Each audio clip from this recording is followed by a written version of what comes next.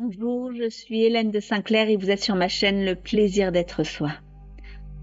Aujourd'hui, on va aller sur la thématique de l'homme souverain, de la dépendance à la présence. L'homme ancien entre fuite et dépendance. Pendant longtemps, l'homme a cru que sa puissance résidait dans le faire, la conquête, la maîtrise, le contrôle. Mais derrière cette force extérieure, il portait souvent un vide intérieur, celui du fils coupé de la mère et du masculin blessé. De posture en son nez, l'homme fuyant qui refuse la profondeur et garde le contrôle par la distance, l'homme soumis, celui qui se sacrifie pour plaire, par loyauté inconsciente à la mère. Dans les deux cas, il n'est pas libre, il agit en réaction à une blessure, pas en présence. Et tant qu'il fuit ou se plie, il ne peut pas aimer vraiment. Alors il va rentrer dans ce passage initiatique, la traversée de sa nuit intérieure.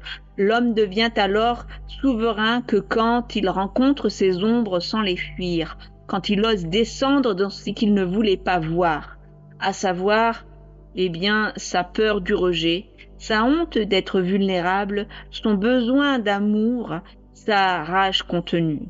Ce n'est pas un combat extérieur, c'est un retour au centre.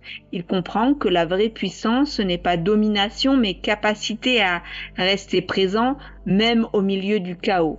C'est dans cette traversée que meurt le petit garçon blessé et que naît l'homme conscient. Alors nous trouvons petit à petit, alors qu'il traverse sa nuit, dans l'éclosion d'un masculin retrouvé. Et cela ouvre un axe, un feu, un cœur. L'homme souverain est axe et cœur à la fois. Il sait tenir mais sans enfermer. Il sait protéger mais sans posséder.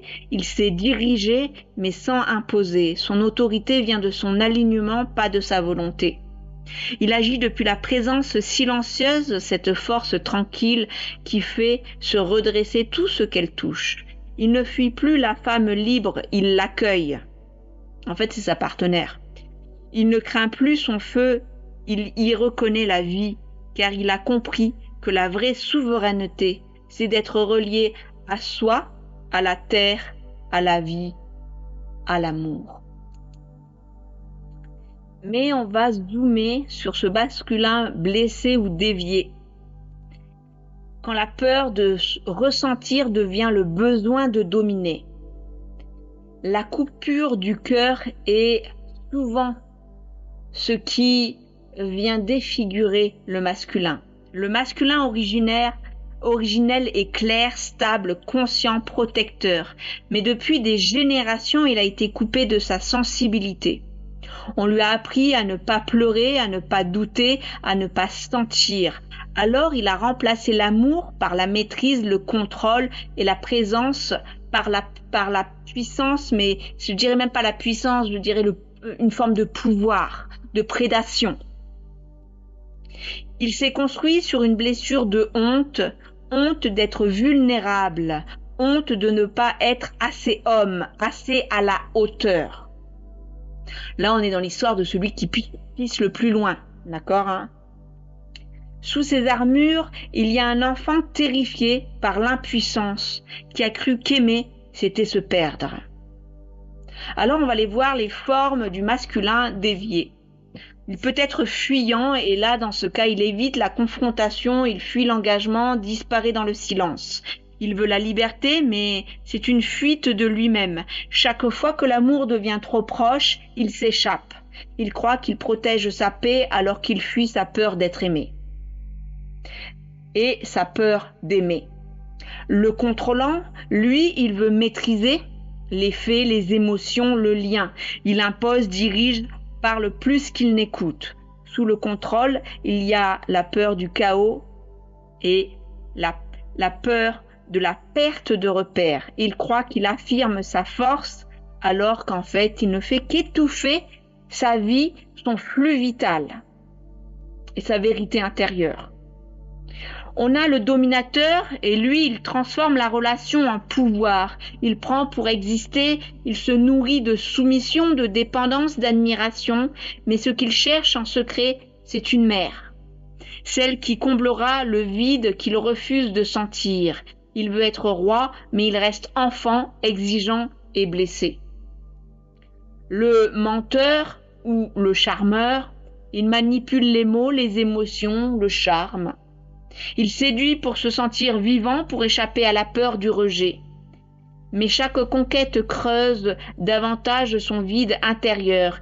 Il brille à l'extérieur, mais se sent invisible au-dedans.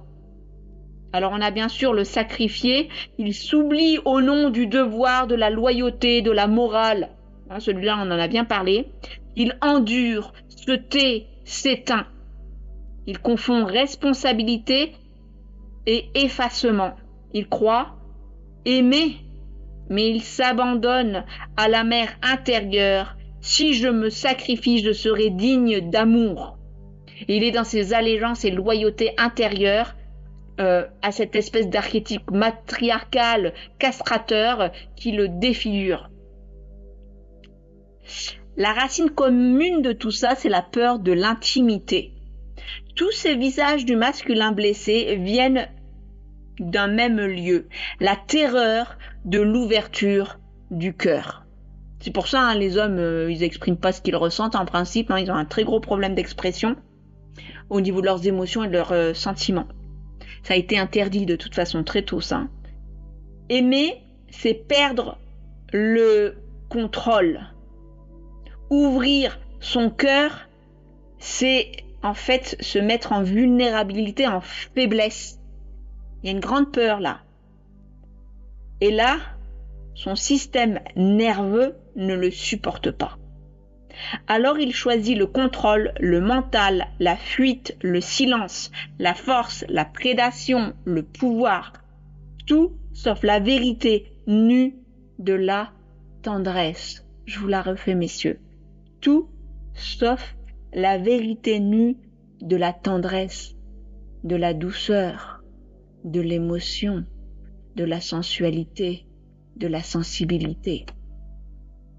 Mais ce qu'il fuit, c'est ce qu'il cherche le plus, bien sûr. La paix du lien vrai, l'union à la vie, la présence à soi, cette délicatesse. La guérison du pouvoir à la présence. La guérison du masculin, on a déjà un peu abordé plus haut ça. Eh bien, ce masculin blessé va devoir aller dans son cœur. Par le courage de sentir, d'écouter, de dire « je ne sais pas », d'exprimer ses émotions, d'exprimer des tâtonnements, d'aller voir ses sentiments. Et donc là, ça va l'obliger à tomber les masques de performance et d'invulnérabilité. Tous ces espèces de rôles et de contrôle vont devoir tomber pour qu'il se retrouve en transparence. Le vrai masculin ne veut pas dominer, il veut servir la vie. Sa noblesse n'est pas dans le pouvoir, mais dans la clarté. Il ne cherche pas à être admiré, il cherche à être vrai. Et c'est là que renaît l'homme souverain, celui qui sait aimer sans peur et agir sans violence. Alors, l'homme et la femme dans la nouvelle conscience peuvent se rencontrer quand cet homme et cette femme ont fait cette traversée intérieure. Face à la femme initiatrice, l'homme souverain ne s'effondre pas, ne se justifie pas, ne cherche pas à dominer, il reste là, présent, ouvert. Là, ça devient tantrique en fait, on a une connexion, une relation tantrique. Il ne veut pas la sauver, il la reconnaît. Là, on a une réciprocité. Et c'est cette reconnaissance mutuelle qui devient l'espace du couple alchimique, du couple tantrique. Le feu de la femme réveille, la présence de l'homme apaise. Ensemble, ils engendrent le nouveau monde. Un espace où l'amour est conscience et plus dépendance. C'est parti pour le petit poème. Le masculin blessé se réveille. Il marche vers sa souveraineté. Il fut un temps où le masculin a cru qu'il devait être fort pour exister. Il a dressé des murs autour de son cœur, posé des armures sur ses émotions et bâti des royaumes pour ne plus sentir sa peur. Mais derrière les murs, il étouffait, il entendait une voix, celle qui refusait d'écouter depuis l'enfance. Une voix douce, vulnérable, qui disait « Tu n'as pas besoin d'être fort, tu as besoin d'être vrai ». Alors il a commencé à tomber de ses certitudes, de ses trônes, de ses masques. La vie a brisé ses illusions une à une, jusqu'à ce qu'il n'ait plus rien à défendre. Et dans cette chute, il a découvert autre chose, non pas la faiblesse, mais la vérité. Le masculin blessé a vu qu'il avait blessé par peur, qu'il avait contrôlé par angoisse, qu'il avait menti pour ne pas être rejeté. Il a vu qu'il avait confondu puissance et dureté, direction et domination, liberté et fuite. Et il a pleuré. Enfin. Pour la première fois, il a pleuré. Non pas de honte, mais de délivrance. De délivrance. Alors le cœur s'est ouvert. Il a senti la terre sous ses pieds et la vie couler dans ses mains. Il n'avait plus besoin de prouver et il pouvait être, simplement être. L'homme souverain est né de ce silence-là, celui où le cœur guide les actes et où la conscience remplace la peur. Le masculin guéri n'a pas besoin de dominer car il sait se tenir debout. Il n'a pas besoin de séduire car sa présence parle pour lui. Il n'a pas besoin de fuir car il sait que l'amour ne le dissout pas.